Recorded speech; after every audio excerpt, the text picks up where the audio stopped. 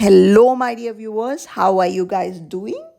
So, today I am going to take you guys on a journey through the history as we step into the serene Jallianwala Bagh. So, today it's not a regular video, it has a lot of history, it has a lot of learning as well. So, in this video, I will basically try to give you a brief idea about the colonial past of our country, British colonial past of our country, and in particular the events that transpired on April 13th of 1919 and the echoes of British atrocities that still resonates in each and every corner of this memorial, Jallianwala Bagh. So, without much ado, let's just get into the video. So, 1919, it was a time that the International Congress and its nationalist movement, which has started in the 19th century, in the late 19th century, in 1885, has attained a renewed momentum by the arrival of none other than the great Mahatma Gandhi. He arrived India in 1916 and he started participating in the nationalist movement, and he has given a new life to it. He introduced a lot of new techniques like satyagraha, and he actually was a crowd puller, I can say. So the mass has started participating in the national movement. That was a kind of a renewed experience. That was actually kind of a new experience. So far, the Congress has been an elite group. Mass participation has been highly limited. It was only after Gandhiji came to the scene that you see masses are participating, masses are responding to the call of nationalist leaders. And to curb, so this is really kind of threatening to the British colonial power, because it is not just some leaders who are against their rule, it is also the common people. They started realizing the evils of colonialism and they want to free their country. Everyone together, the leaders, the common masses, everyone is together in this fight now. It is really threatening. And to curb that, British passed a very unpopular law called Rowlatt Act, just an act which helps the British to detain, arrest any Indian without any warrant or without any trial. So, in order to protest against this atrocious act, the Congress, Gandhiji called a nationwide hartal. And Punjab was a region which always responded to nationalist call with much enthusiasm. And for the same reason, Punjab has been placed under martial law. And on this fateful day, people assembled at Jallianwala Bagh to protest peacefully against the Rowlatt Act as well as to participate in Baisakhi. So there were a lot of innocent people who were not even aware about the curfew that was in place. They just assembled there to participate in the annual Baisakhi festival.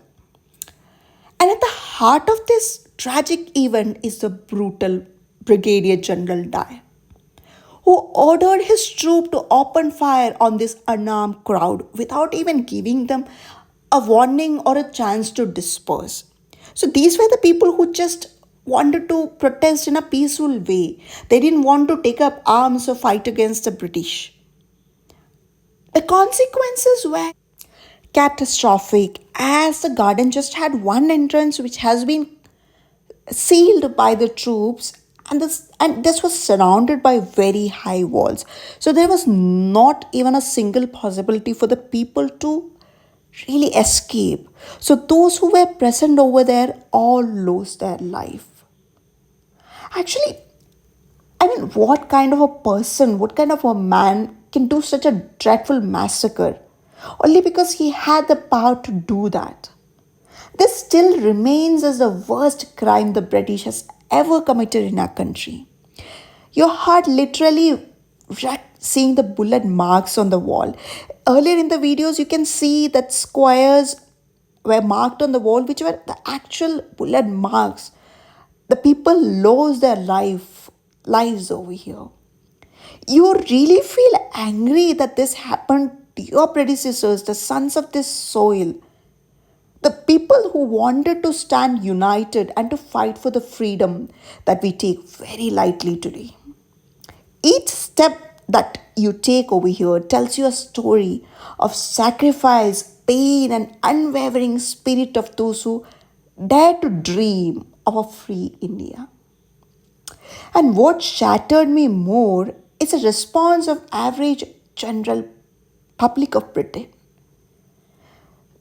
The response they had to this bone-chilling massacre was was heart-wrenching because they considered General Dyer as a hero. For some reason, British public thought we Indians deserve this. We deserve to be ruled. We deserve to be trampled upon. So there was a huge collection of money for the welfare of General Dyer.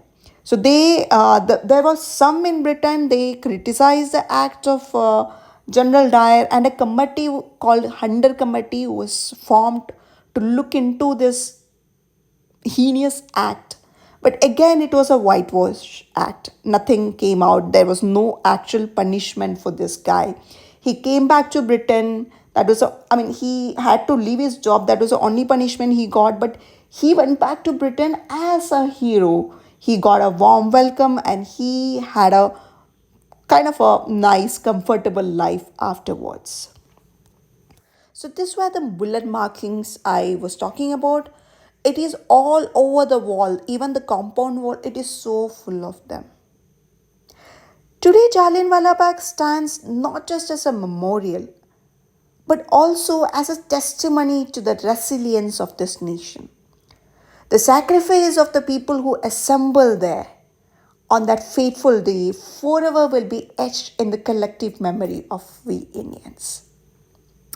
Let us learn from the history and honor those nationalist leaders from Dadabhai Navroji to Madan Mohan Malviya to Gokhale, Tilak, Lala Lajpat Rai, Bipin Chandrapal to C.R. Das, Motilal Nehru, our beloved Gandhiji, and the revolutionary nationalists like Bhagat Singh, Sukhdev, Rajguru, and also people who, the brave leaders, I will say, who strive for a country where justice and compassion prevail, like Pandit Jawaharlal Nehru, B.R. Ambedkar, Sardar Patel, and many more unsung heroes.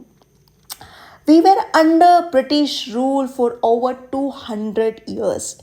India once was the most wealthiest nation in the world, I can say, who contributed half of world's GDP, has become, what do you say, nothing at the end when British left us, because all of our wealth has been drained to Britain as the British cost of administration in India as war booty. They just literally drained all of our wealth back to Britain. It is like they extract our raw materials, make processed goods, and then import to India and sell it to we Indians at double or triple price, and then again get our money. So this 200 years of colonial past has completely wrecked our backbone. When British left us, we had a lot of traditional industries that has been lost, and new industries of the modern world has never started by the British in India. So the traditional employment has lost, no modern employment has been generated. Around 90% of the people were engaged only in agriculture. So from there, a nation hugely dependent, huge agrarian economy, to a nation, an advanced nation where people are engaged in service industry. The journey has only been possible because of some great visionary leaders has been leading the country all through these years, and of course through the collective effort of all the people in this country. So only through the efforts of those visionary leaders who led us, India has now become the third largest economy according to purchasing power parity. So the efforts or the struggles of the nationalist leaders hasn't stopped when India attained independence on August 15, 1947. They had a bigger task at hand. We were just a collection of princely states, 552 princely states. Some of them wanted to be independent states, didn't wanted to join India. So a lot of efforts has gone into unifying them and making India into the wholesome country that we call our home. And the credit largely goes to the Iron Man of India, Sardar Patel. That's all for today, and thank you so much for joining me on this emotional journey through Jallianwala Bagh. And I hope that this video will help you to appreciate the people who lost their lives and fought for the freedom that you enjoy today. Bye bye, guys. You take care.